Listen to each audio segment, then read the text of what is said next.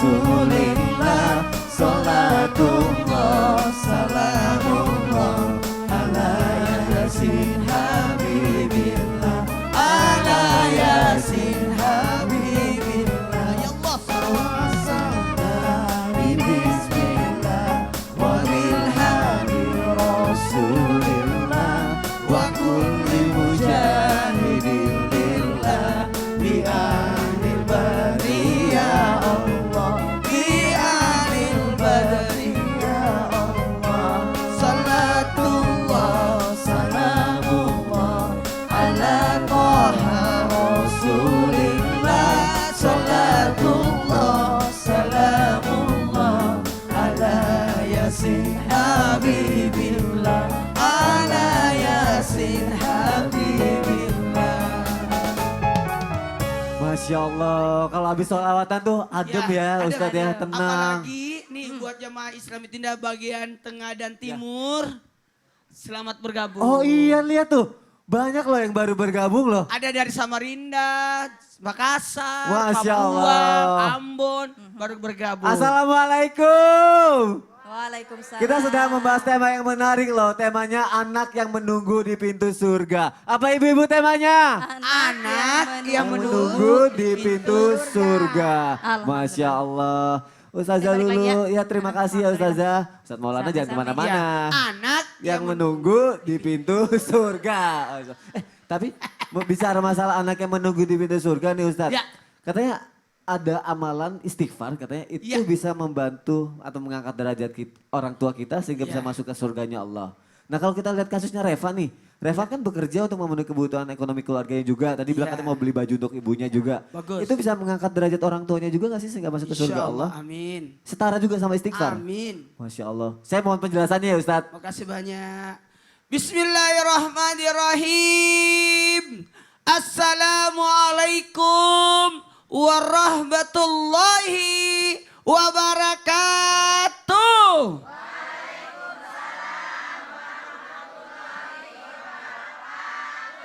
5 hari menjelang Ramadan, tepatnya 24 Sya'ban 1440 Hijriah. Siap-siap ya Bu. Nanti empe-empenya akan laku itu. Jamaah, membicarakan tentang anak yang bekerja membantu orang tua. Terima kasih banyak Abi Maki sudah membahas tadi 4 macam anak dalam Al-Quran yang menjadi apalagi perhiasan, yang menjadi musuh, ujian dulu ya, ujian, kemudian musuh. Mudah-mudahan anak menjadi penyejuk hati. Anak-anak yang membantu bekerja orang tuanya itu sama dengan menyenangkan hati orang tua. Penyejuk bagi orang tua. Kenapa? Setidak-tidaknya anak itu tidak mengganggu orang tua. Tidak merepotkan orang tua. Sebenarnya orang tua mah tidak terlalu memaksakan anak untuk bekerja. Tidak, karena tugas anak adalah berbakti. Kata bakti di sini tidak akan mungkin seorang anak bisa membalas kebaikan orang tua.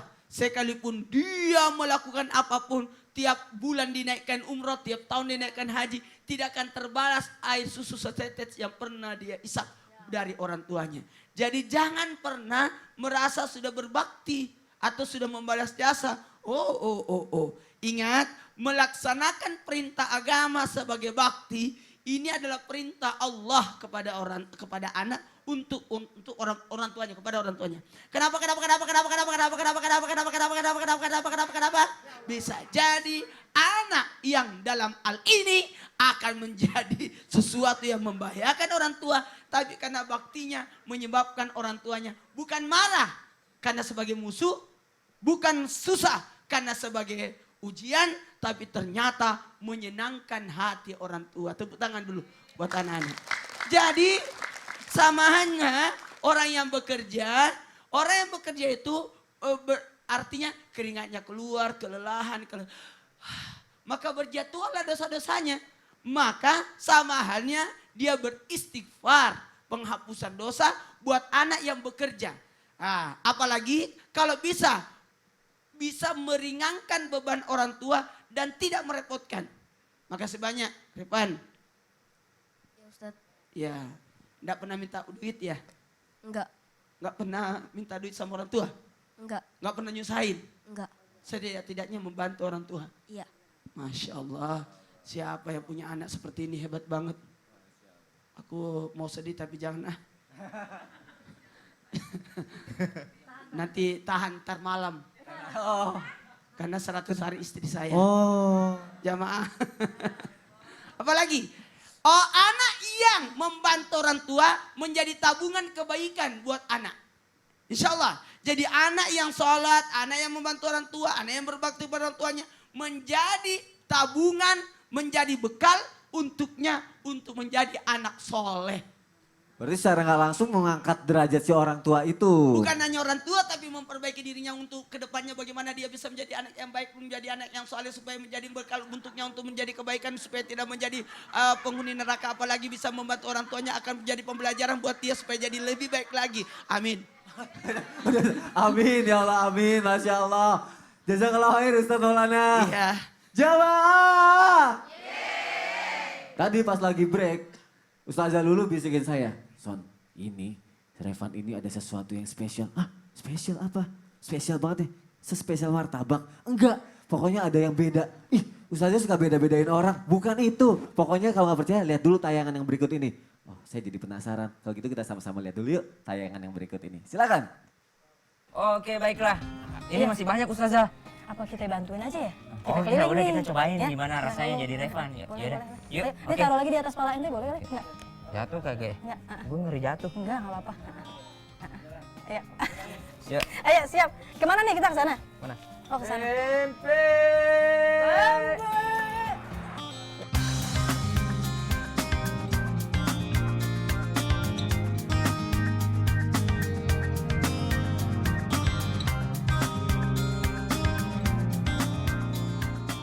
Pempek.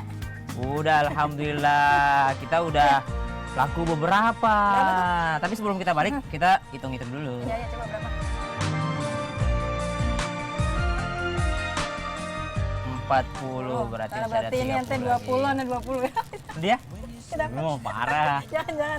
Dan kita bantuin doang, Iya, bantuin Masya ya. Allah, kita rasakan ininya. Ya udah, 40, kenapa alhamdulillah, nih? Alhamdulillah. alhamdulillah laku 40.000. 40.000. Kita, alhamdulillah hari ini sudah selesai tugas kita buat nemenin. Ntar Revan sendiri habisin ya, Iya. habis baru. Kak, Yuk. sebentar ya. Oh ya, alhamdulillah ya. Oh laku juga tuh. iya, Masya Allah. Masya Allah ya. Ayo. Ini emang susah juga jualan gitu.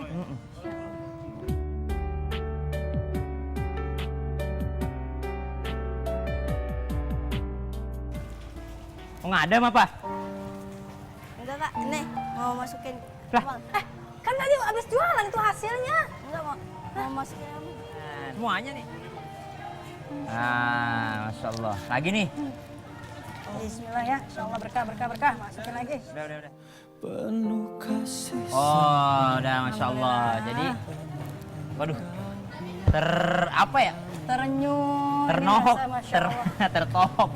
Iya, Masya Allah. Ini suatu pelajaran penting banget bahwasanya ternyata beliau, Revan, bukan hanya jualan sehari-hari tapi juga menyumbangkan sedekah ke kotak amal masjid. Ke kotak amal masjid. Kenapa gitu mau nyumbang? Padahal kan butuh juga. Capek kita tadi. Capek kita jualan. Enggak apa-apa, buat semoga kalau masuk kamar, semoga dagangan cepat habis. Oh gitu. Jadi kalau berbuat baik juga, terkadang Allah gak memudahkan urusan kita juga. Masya Allah. Makasih ya Rifan ya, sudah memberikan pengalaman buat kita Alhamdulillah. jualan. Terus Iya. juga pelajaran buat kita, Masya Allah. Insya Allah mudah-mudahan berkah semuanya. Amin. Nah, jamaah jangan kemana-mana, tetap di Islam itu indah. Alhamdulillah. Lillah. Masya Allah, tepuk tangannya untuk Revan. Ternyata yang membedakan Revan dengan anak-anak seumurannya adalah Revan di umur yang segini, di pendapatannya yang masih bisa terbilang pas-pasan, Revan masih mau bersedekah. Padahal banyak dari kita yang punya uang lebih, punya uang banyak tapi takut untuk bersedekah. Takut uangnya habis, takut untuk kebutuhan rumah tangganya nggak cukup. Masya Allah, sekali lagi tepuk tangan untuk Revan. Pasti orang tuanya bangga sama Revan, saya yakin itu. Makanya saya mau nanya sama ibunya, Ibu apa kabar? Boleh dipakai mic-nya? Baik. Ibu namanya siapa? Irma. Ibu Irma. Ibu punya anak seperti Revan yang kalau Ustadz Maulana bilang bisa menjadi penyejuk hati. Itu bangga gak sih Bu? Bangga. Bangga ya? Bangga. Revan sayang nggak sama mama? Sayang. Sayang? Sayang banget? Sayang banget. Seneng nggak? Di dunia ini bisa kumpul sama mama, sama papa, bahagia, ketawa-tawa, seneng? Seneng. Tapi coba Revan bayangkan, kalau ternyata nanti di akhirat, Revan nggak bisa berkumpul sama orang tua Revan, apa yang bakal Revan rasain? Kan Sedih. sedih. Sedih. Sedih? Iya. Sedih banget ya? Iya. Kalau misalnya Revan sedih, kalau gitu Revan doain dong orang tua Revan. Revan ada doa khusus nggak buat orang tua Revan? Ada. Apa sayang? Semoga mama diberi kekuatan. Diberi kekuatan? Kekuatan untuk lebih apa sayang? Hmm? Hmm? Kekuatan apa? Sehat selalu ya. Dengan apa yang Revan lakuin sekarang, Revan itu sudah membanggakan orang tua Revan. Revan mungkin gak sadar itu, tapi Revan sudah menunjukkannya secara gak langsung. Revan sudah mengangkat derajat mama. Mama bangga pasti punya anak seperti Revan ya. Ya nangis dong. Revan ini inspirasi buat kita semua. Inspirasi buat anak-anak yang ada di sekitar sini. Yang dengan keterbatasannya uang pas-pasan tapi masih mau ngebantu orang tuanya. Mas lo gak boleh nangis dong, harus tetap semangat. Revan ini udah keren banget, udah cool banget pokoknya. Ibu, harapan ibu untuk Revan apa bu? Ya, semoga tercapai cita-citanya. Semoga jadi anak yang berbakti. Amin. Jamaah kita doakan ya semoga Revan dan keluarganya bisa menjadi sehat selalu. Bisa diberikan kemudahan dalam segala urusannya. Dan diberikan keberkahan dalam hidupnya. Iya, dipeluk. Sekarang Revan peluk mama dong. Peluk. Masya Allah. Tepuk tangan sekali lagi, tepuk tangan. Udah gak boleh sedih. Revan ini keren banget. Saya aja jadi terinspirasi banget sama Revan. Ibu terima kasih untuk waktunya. Ya Bu. Semangat, Revan Revan. makasih ya. Tepuk tangan sekali lagi dong. Revan keren banget, gak boleh nangis. Semangat, Revan. Kamu bisul. Kamu bisa. Kamu bisul. Kebanyakan makan pempek nanti kalau bisul. Coba semangat. Jalan ke sana sambil jual empek-empeknya harus semangat nanti kayak Ustaz Maulana ajarin. Nih bapak ini katanya waktu kecil juga jualan pempek. Aku waktu kecil juga jualan bakwan. Kalau Abi Maki? Sama, reseller. Oh, jadi kita semua pernah jualan waktu kecil, Masya Allah. Sekali lagi tepuk tangan untuk Revan. Jamaah. Yeay. Benarkah ketika di hari pertimbangan, pembagian amal hingga melewati jembatan Shiratal Mustaqim, kita tidak mengingat apapun. Dan ketika kita setelah melewati jembatan Shiratal Mustaqim, orang yang pertama kita ingat adalah orang tua kita. Benarkah seperti itu? Biar gak salah kita dengarkan tausiah dari guru kita, Ustadz Abi Maki. Silakan Ustadz. Bismillah, Allah barik fi. Subhanallah, Maha Suci Allah yang telah mengumpulkan kita di tempat yang sangat indah ini. Seperti ini Allah kumpulkan kita di sini. Seperti ini juga kelak Allah kumpulkan kita di surga Firdausil A'la. Amin ya Rabbal Alamin. Subhanallah, benar. Bahkan bukan hanya pas dalam keadaan sirat. Begitu kita di alam mahsyar, itu kita sudah saling melengos antara anak dan orang tua. Takut karena apa? Takut jangan-jangan anakku menuntut aku, jangan-jangan ibuku, ayahku menuntut aku. Maka dikatakan dalam Al-Quran dengan tegas, yauma yafirrul mar'u min akhihi wa ummihi wa abihi wa sahibatihi wa banihi likulli mri'im minhum yauma idzin sya'nu yughni. Hari itu sibuk dengan urusannya masing-masing. Bagaimana aku, bagaimana aku, bagaimana aku. Di alam mahsyar, iya. Sampai nanti ketika pembagian kitab, saling melengos, tidak mau karena memikirkan sendiri. Saat di dalam yaumul hisab juga sama. Ketika dikatakan wazan juga sama. Bahkan punten ketika di sirat pun sama. Selesai perjalanan sirat yang begitu luar biasa kesulitan yang ada. Ini tergantung daripada amal-amalannya.